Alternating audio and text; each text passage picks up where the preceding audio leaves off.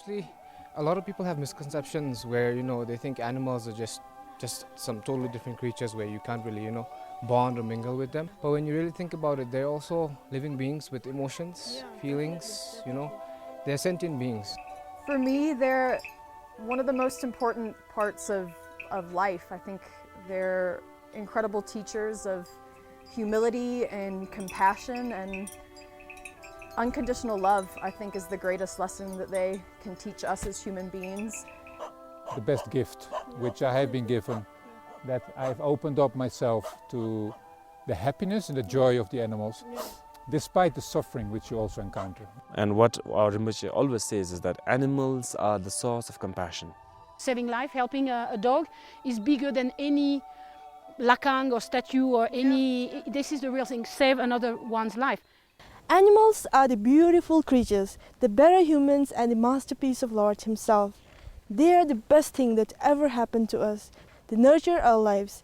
Nothing gives you the peace and solace you need when you're down and defeated than spending some time with animals. They can be the best undoing and escape. They will give you the sense of fulfillment and joy. They have this special way of bonding with us and telling us that everything is going to be fine in their special silent way. Animals are wonderfully loving, amazingly smart, kind, and everything we humans may lack. But the big question is, are they treated right? How good is their status and our attitude towards them? Not very good, I'm afraid. They are looked upon as a commodity, as business, as a lap rat, and as a mere piece of meat.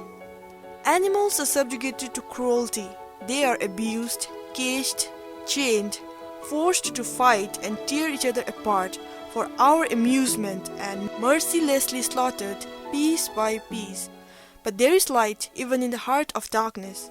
Some of the rays of hope, roars of their silence, are Maya Foundation, Bhutan Animal Rescue and Care, Janse Animal Shelter, and Royal Society for Protection and Care of Animals, to name a few.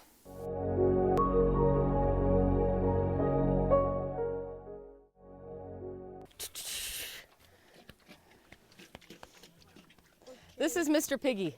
Okay. He came as a 2-month-old baby, a little piglet, very sick with several problems. And so he spent the first 3 months of his life in the bedroom with me, sleeping with the cats and the dogs. And then when he was well, rather than send him back to the owners, I decided to keep him. I didn't want him growing up in a very small enclosure and living in fear. And I wanted him to be a happy, Free, big. To have a life, because animals aren't meant to be, bred for them. Yeah. I see a lot of horses with prosthetic legs. What's their story? Well, we have 13 mules, horses, and donkeys. 6 amputated legs, and at present now we have 5 wearing prosthetic legs. Everybody has suffered an accident, most of them natural accidents in the field or, while trekking, broken legs from falling, getting their legs caught in. This is Suring. Yeah, if you come over here you can see his beautiful leg. Yeah. The golden leg. Yes, he came from the army at Ha, actually, at Damtang. He had been on official duty when he broke his leg. It got caught on a bridge, I think. And so we actually asked to bring him here because he was in such bad shape. And since there were a lot of people involved in his rescue and care before us, we did it with the colors of Bhutan, yellow and orange. Oh, okay. That's quite sensible. Yeah, and he was in extremely critical condition when he arrived. So now he's getting better. In pretty good shape, yeah? Yeah, he's getting there. Yeah, but it takes a long time for them to redevelop muscle and, put on the weight. Yeah. So this is Bridget. She came from near Wuchu School by Shaba, I think. And some students had found her after her legs had been crushed by a car. Wow, crushed by a car. Yeah. Oh, and it seemed like the injury was fairly old. So the students rescued her and took her down to animal husbandry, where it was late one night too, and they did an emergency amputation surgery. And then she came here to live. Okay, now she's doing great. She is, and she can walk pretty darn well too. Seriously? Yeah, check her out. Wow. Bridgie! Who's a good girl? We would like prosthetic legs for her as well, but it's a little pricey at the moment. Happy, happy, happy. She's good at making a mess, but she's a very good girl. Where's her mother? Her mom is this girl, who's also now filthy from eating. This is the mother. We call her Big Red. Big Red. About 2.5 years ago, over near Kichu, she was set on fire. Yeah, I can see her wounds. Yeah, so this is 2.5 years old. So she was totally covered. She was basically one big scar. She still has scars here. Most of her ears were burnt off. And so only since she's had her baby Happy, has she allowed us to touch her. She was so scared all before then, you know, terrified of people. Something tragic happened to her. And this is the new girl from town today that's blind. Hey. Yeah, totally blind. Yeah. She stayed with us a few years ago when she was ill, but then I returned her back to where she was because she had somebody looking after her. But then today I stopped to see her, and they were demolishing the building, so the people had relocated. And I was trying to give her biscuits, and she had no idea what I was doing. So she's back here to stay now for good. Good, Foxy. But here's sweet Ellie. Hi, Ellie Belly. And her two babies. She was also rescued from slaughter. She started a family in here? Yes, she did. And so, of course, they stay inside at night because it's too cold out here. But we want all of the animals, especially the children, to grow up knowing what life for an animal is meant to be like. Free, enjoying, not locked up or exploited. But, you know, it's okay. I hope we get more kids. They're cute. I know, they are cute. I can't imagine people eating these animals. Okay, this is the bedroom. Okay, you've got a lot of animals in here. Indeed. Yeah, I see some dogs. Cats, dogs. Cats, goats, oh my god. Mice. Found 2 field mice, separate times, but they were, you know, newborns, and they've been abandoned by their mother. Both had very bad infections in the legs. One actually has 3 legs only. So I had to bottle feed them, so now they stay here. You bottle feed them? Yeah. Oh my god. Musa! Such a cute apartment they got themselves. Yeah, where is Musa? Musa! No, there's Musa.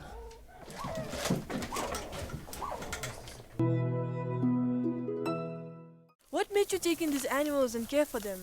Well, when I first got to Bhutan, the condition of the animals was pretty bad, especially the dogs in town. So one rescue ended up in 10 rescues, and then especially once the community found out about it, everybody would bring their dogs and cats. And then when they found out I was taking also cows and horses, then people really started coming. So yeah. People are actually collaborating with you. They're helping you. Oh, definitely. Everybody helps, not just their own animals, but also the stray and injured animals, you know, that are unwanted. Yeah. So everybody helps, especially the Department of Livestock here and the communities. How long have you been doing this? Since you started your facility, how long has it been? Well, I came to Bhutan in 2006, and I started rescuing at that time as well. For 2 years I was staying in Gepte, and then there we only had about 20 dogs. So we came here in 2008, and that's when things really started growing. Okay. The name of your foundation is Maya Foundation. Why the name Maya? What's the story behind that? Maya is the first horse I rescued here. She had a compound broken leg in the back. She'd been abandoned over by Tenzin Resort. And so to save her, we actually brought in an international horse specialist from the U.S., all the x-ray equipment. We staged a huge, elaborate surgery on her. And she recovered from that, even though everybody said she would die. Then she got sick with colic, which is serious, but it's treatable when you have the required expertise and everything to treat it. And at that time, nobody would come help me. It's before we had a doctor in Paro. So basically, after several months of spending tons of money and doing everything possible to keep her alive and well, within 2 days she died of something which we couldn't help. But we do get some support from the communities in terms of hay or biscuits, old blankets and mattresses, you know, various small contributions which go a long way. How do you feel at the end of the day when you're exhausted, when you're all dirty and you know? That's But for then, how do you feel at the end of the day after a long day with animals? Well, like you said, exhausted is a good word. But at the same time, you know, typically every day you're able to help one or two more. Yeah. So, yeah, even when you're filthy and stinking and everything, you know, you have a new face looking at you that's alive because people have helped. Yeah, you're content at the end of the day. Yes, Yeah, you're and ready fulfilled. for sleep. Yeah. Yeah. Anything interesting in here? Any like odd annual friendships or anything you find fun? You know, something interesting. Well, I think one thing that's very interesting about it here is, well, people always ask, how is it that all the animals get along? You know, there's not much Yeah. fighting, and you know, different species are hanging out with others, and it's no problem. And I think it's because when everybody comes here, they've come in a very bad condition. You know, they've been close to near death, and then they grow up with others coming in that same condition. So I think they instinctively know that, hey, I've been through this, and this one's going through it now. Yeah, So empathy. yeah, exactly. Yeah. So they are what we should be as humans. Yeah. That's a very like highlighting point. Wow. So there is no color, no race, no religion separating them. No. It's just love and you know empathy, and so it's quite cool. Yeah. Welcome to Jangsa Animal Saving Trust. I'm Sringdoji, one of the volunteer workers of Jangsa Animal Saving. So most of the time in Thimphu, what we do is we rescue animals, especially from road accidents or certain mishaps to the stray animals here in Thimphu. First of all, we collaborate with National Animal Hospital. Then we bring them here, and we have our own clinic here. For instance, like giving drugs on a regular basis, you know, shots and dressing of wounds and all. We carry out them here in our own shelter. Then on the extreme back, there's the place for the pig. You know, we do Tsetar, we do life liberation. Those small houses are the dog shelters, dog houses. So right beside the clinic, we have a small temporary kitchen. This is where we cook food for all the animals in winter. Because in summer we get our food from the college nearby, you know, Royal Thimphu College. We are so thankful to them.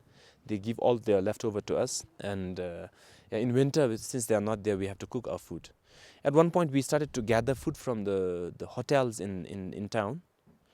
It was so nice that we could get a lot of food for the shelter. But unfortunately, later we found that, you know, if we don't collect it, then they give it to the stray dogs. So, but if we collect it from there, of course, our animals here get food, but the stray dogs there, they don't get food, you know. So that's why we stopped collecting food from the restaurants in Thimphu, actually. Rinpoche always says that, you know, and I believe it is even in the sutras of Buddha saying that if you want a merit, then what you do is you build a Buddha statue, you know. And if you want a merit bigger than that, you print a book, Buddha's book, you know. And ultimately, if you want the biggest merit, then you save one animal.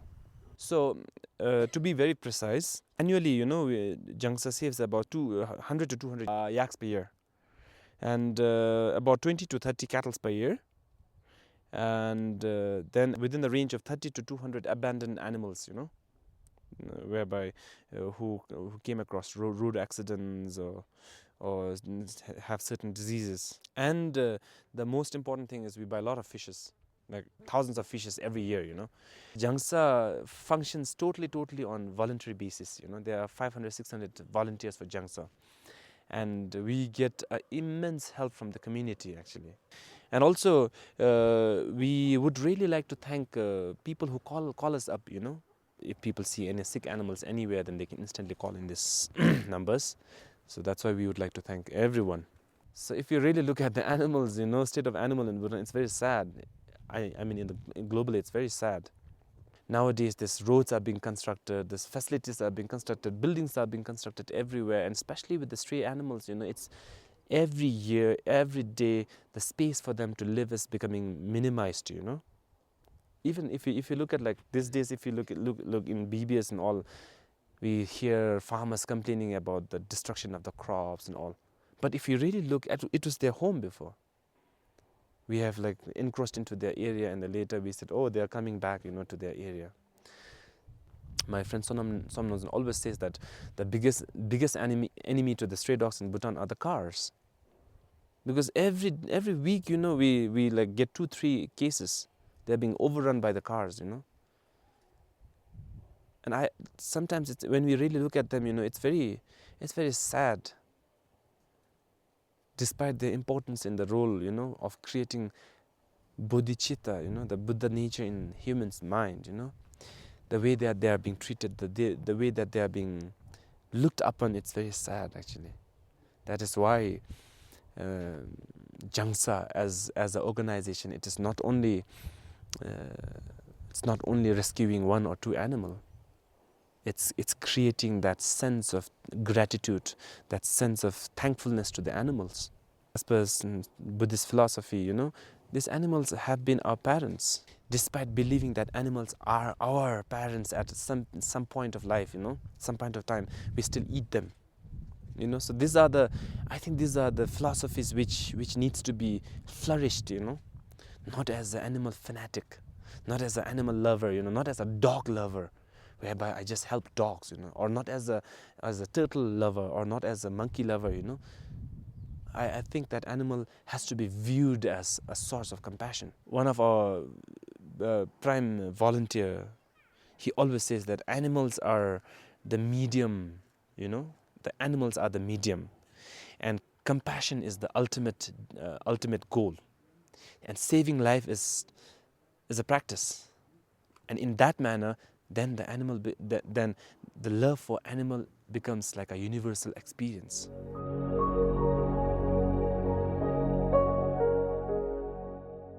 This is Dolkar. My friend Céline Dolkar, she has a shop in town and she loves animals and she always phones us wherever. She's on Northern Lam. Yeah. So every time there is something, there is a dog who's been hurt. Hello, Marianne, there is a dog. So we go, we pick up the dog. The police know us.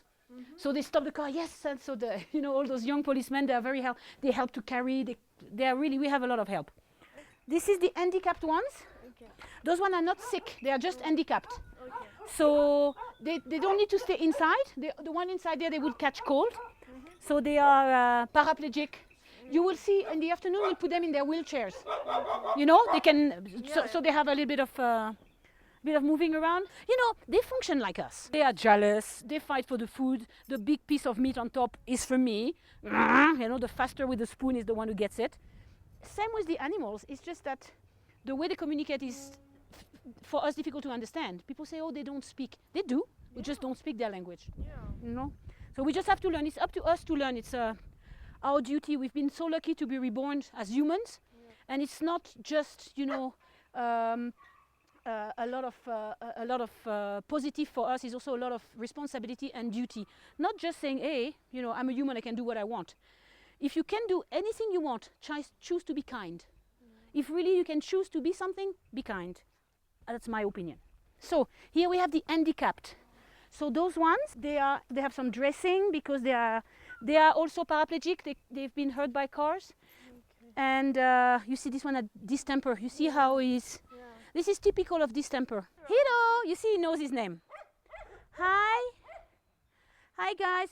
This one has a chronic mange problem.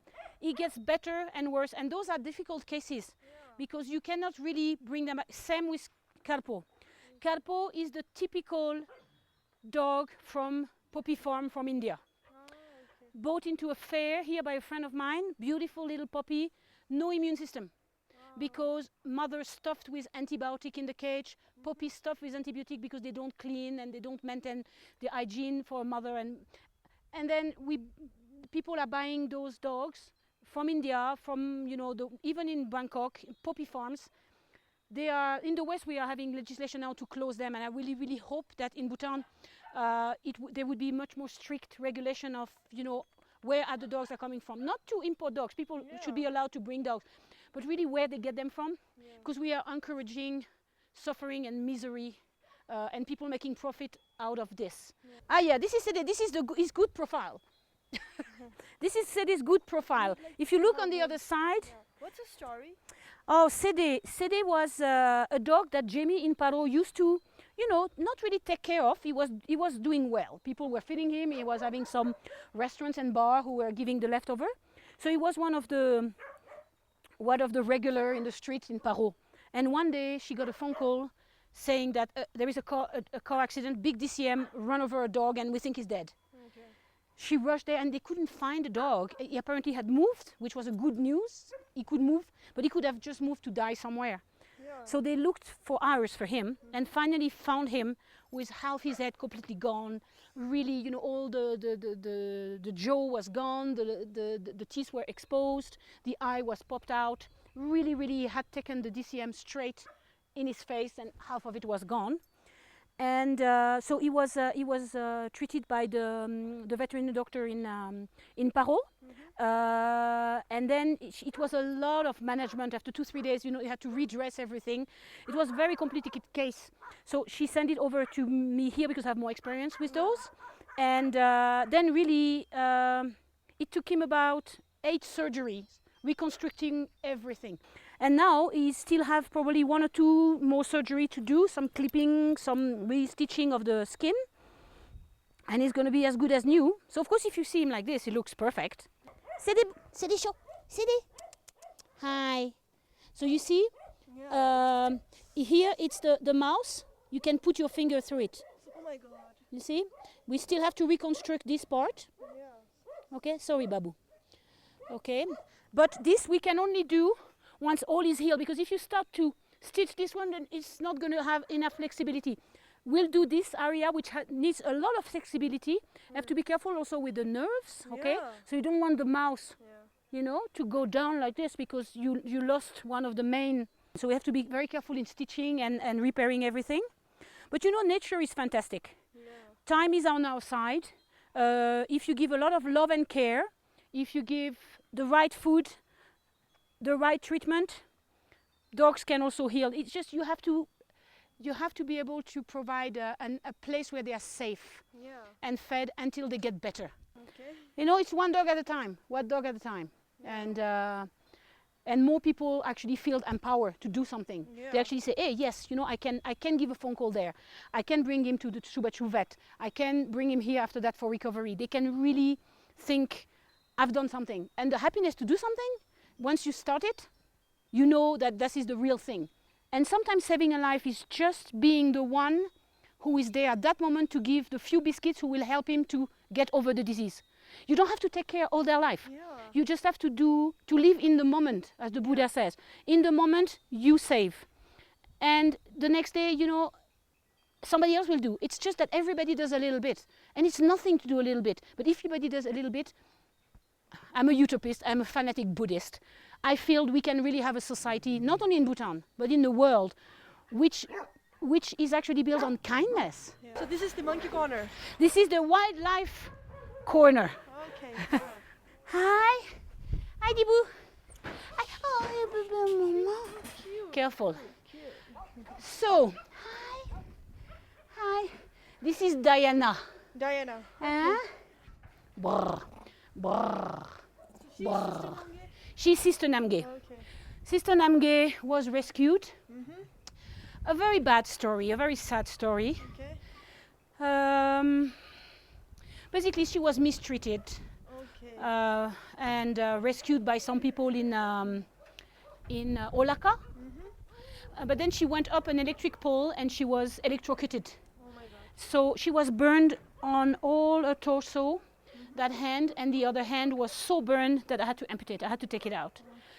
And she had to stay with us inside, not here, but before we moved here, she had to stay completely separated from the other monkeys and the other animals, because when you have burns, the risk of infection is very high. Yeah. So she had to really stay separated from the rest of the animal, always with me, sleeping with us, and she was in a lot of pain. So what happened is that she saw me doing everything I was doing. No, Nigi, baby, Mabe. I had her in a baby cabinet because she was cold. When you have a lot of burn on your body temperature is very cold. So I always had her with me on a baby cabinet, or you know, hanging on me like if she was my baby. And she learned everything I was doing when I was taking care of the animals. So she saw me feeding the puppies. She saw me cleaning the puppies. She saw me putting them near the radiator, putting the blanket on them. She saw me doing 1 year of treatment of animals. And suddenly she started to do it. I didn't train her. I'm against, making little clowns or little animals. But she took an interest. She developed compassion. That's maybe a romantic way to see it. But honestly, I believe she's a very compassionate young lady. So I speak macaque a little bit. So I know what they mean. So all the noise and the sounds, satisfaction, happiness, fear, anxiety, aggressivity. So when the baby comes, brrr. Look at that. Brrr. So here we have Chonglu. Hi, Chonglu. So Chonglu is actually Chonglu had tuberculosis. So he was very sick, so we had to give him treatment also for a long time. And Namgye nursed him for all over a year as well. Oh, she nursed him? She nursed him. Oh my God. Yeah. And unfortunately, the nurse fell in love with his patient. The patient fell in love with the nurse. And before you know, Didi was there. All right, this is the little house where we have all the food also that we get from the market. People are giving us all the food. So we don't have to pay a cent to feed them. Yeah, all the fruits that you find there is given. Animals are not only loving, caring, nurturing and beautiful, but they are very cuddlesome and cute too. Here's some of cute animal facts that will leave you feeling ridiculously cuddly and cute. Mice can sense sadness in other mice and they giggle when tickled. Millions of trees are planted by squirrels. They bury their nuts and forget where they hid them and a tree pops up. Every time you enjoy a cool shade on a hot day or gulp in a breath of oxygen, thank those tiny mighty fellas. They are also very caring and have parental instincts. They adopt abandoned babies and raise them. Would you imagine that? Pigs communicate constantly with one another and they are very warm creatures. Penguins propose to their lovers with the smoothest pebble they can find. Cute, isn't it? Elephants suck their trunk for comfort like human babies suck their thumb. Dolphins name one another. I wonder what kind of names they got. Goats have accents. They bleat according to groups. Sea otters hold each other's paws when they sleep so they don't drift apart and have a little pouch where they keep their favorite rock. I'm cuteness overdosed, are you? Fingerprints identify us and noseprints identify the dogs. Each dog has a unique noseprint which sets them apart from the others. Imagine a dog signing his papers with his nose. Cute, isn't it? Crows play pranks on one another. Smarty pants. Ants have some serious respect. They bow at each other. Honeybees communicate through their dance. If you're a bad dancer, well, you can't communicate. Puffins are very loyal to their partners. Sir Nils Olaf was a knight from Norway and he's a penguin. Cats purr when they feel safe. Elephants circle around their young with their heads out when encountered with threats. They mourn the death of their own. Animals are cute, aren't they? And you don't eat something that is cute and that is life. So I give you a few reasons out of many to go vegetarian. Number 1. Human beings are omnivores. We can survive on plants on vegetarian diet. Not necessarily take lives to please our taste buds. Plants have all the vitamins and minerals that are present in meat and more. Plant-based diet is nutritionally sufficient and it's healthier. Moreover, we get a year round of fresh produce. What can be better than that? Vegetarian diet contains less saturated fats, cholesterol and animal protein. They are rich in fiber, vitamins, essential minerals and plant chemicals which reduce the risk of life-threatening diseases like heart disease, high blood pressure, diabetes mellitus, osteoporosis, and some form of cancer, particularly lung cancer, breast cancer, and colon cancer. Vegetarians often live longer and healthier on average than non-vegetarians. Being vegetarian is the best way to shed off some nasty weight and keep it off for good, because plant-based diets are higher in fiber, which is like the best friend for slim body lovers. They feed us without making us fat. Nutrition expert Dr. Joel Fuhrman says that nutrient density, which means getting the most nutrition for the least calorie, is key to successful weight loss. In simple sense, it says if you eat a nutrient-dense food, they will fill you and give you the most nutrition without costing you much weight. whereas less nutrient-dense food like steak fills you without giving you much nutrition and costing you significant weight. As it happens, plants are the source of most nutrient-dense food. When compared calorie to calorie, leafy green vegetables like kale, also known as leafy cabbage, have more protein, fiber, vitamins and minerals than steak, with 0% cholesterol or saturated fat. Vegetarians get more food and nutrients for far fewer calories than their meat-eating counterparts. So if you're into shedding some weight, you should definitely go vegetarian. Antibiotics are fed to animals to make them grow faster and to keep them alive in the unsanitary conditions. Research shows that factory farms' widespread use of antibiotics are leading to antibiotic-resistant bacteria that threaten human health. Staggering 56 billion animals are slaughtered for you each year, excluding fish and other sea creatures that are killed by tons. And unlike the farms of yesteryear where animals roamed freely, today most animals are factory farmed, crammed by thousands into filthy, windowless sheds and stuffed into wire cages, metal crates and other torturous devices where they can barely move and fed a diet tainted with pesticides and antibiotics. They live in constant fear and torment. These animals will never raise their families, root around in soil, build nests, or do anything that is natural and important to them. Most won't even feel the warmth of sun on their backs or breathe fresh air until the day they are loaded onto trucks headed for slaughterhouses where they meet brutal death. Farmed animals are not protected from cruelty under the law. In fact, the majority of state anti-cruelty laws don't apply to the farm animals. So I implore you to ask yourself a question. Do I really need to be part of this hell, this endless suffering of animals? According to Buddhism, each living being is born as the other, and the cycle of samsara never ends. So, next time you are born as an animal, would you like to go through what the meat on your plate went through? The meat on your plate is not a meat. It's a soul. It's a life. It is somebody's baby. It is emotions and feelings. It can feel pain and misery just like you and I. They want to live and have a normal animal life. There's always a Mr. Piggy, a String, a Bridget, a Sadie and a Sister Namgi yearning for your love and kindness. So take a step, make a difference.